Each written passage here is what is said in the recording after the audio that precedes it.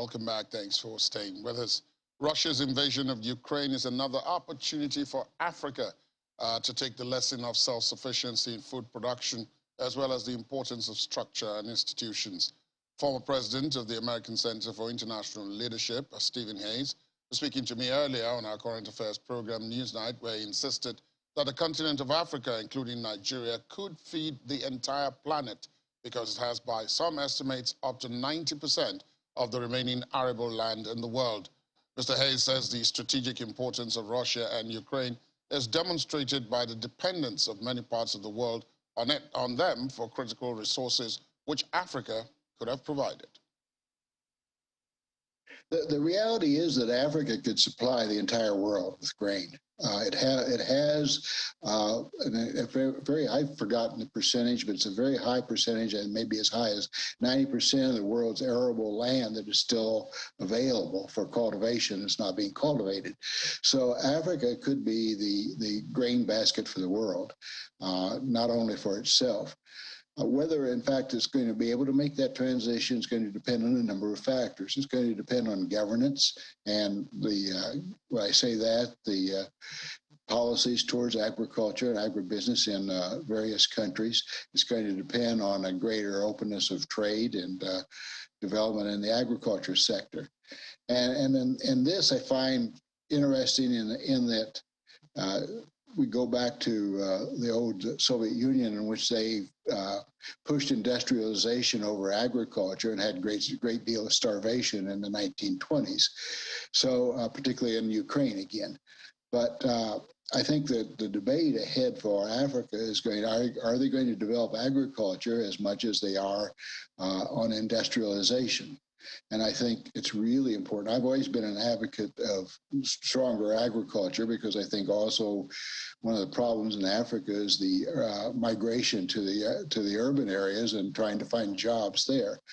We need in Africa, I think, a greater dispersal of the population, be able to stay in villages and homes, in larger cities as well, not quite the mega cities of Lagos and Abuja.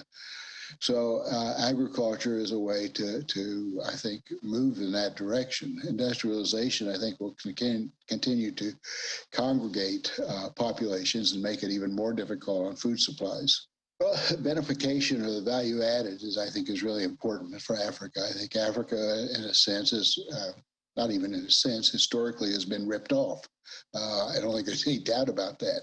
The raw products have been taken out. For instance, let's say in the Sahel area where cotton has been grown and then taken to Europe and then sold back at a higher price to Africa, the clothing sold back to Africa. And you can't advance with that type of process.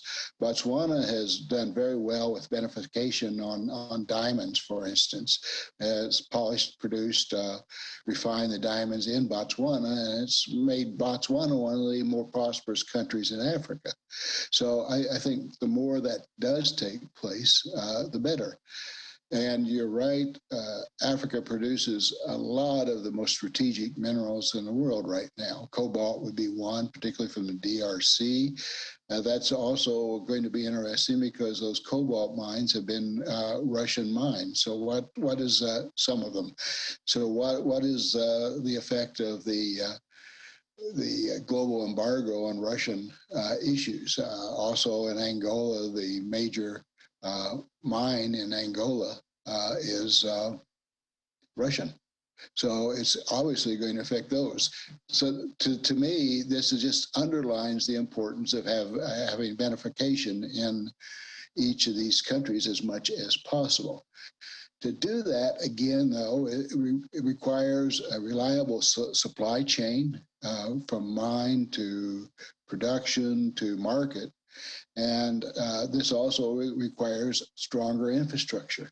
So infrastructure is going to have to be built certainly at a more rapid pace than it is being built now, especially in those countries with the strategic minerals, Angola, Mozambique, DRC, Central Africa area, especially, but it's not exclusively. So it comes back to governance. It comes back to good policy and developing a supply chain. And I think to some extent, developing a stronger private sector. You can watch the rest of the interview tonight at 9 p.m. right here on Channels Television. The program is Newsnight.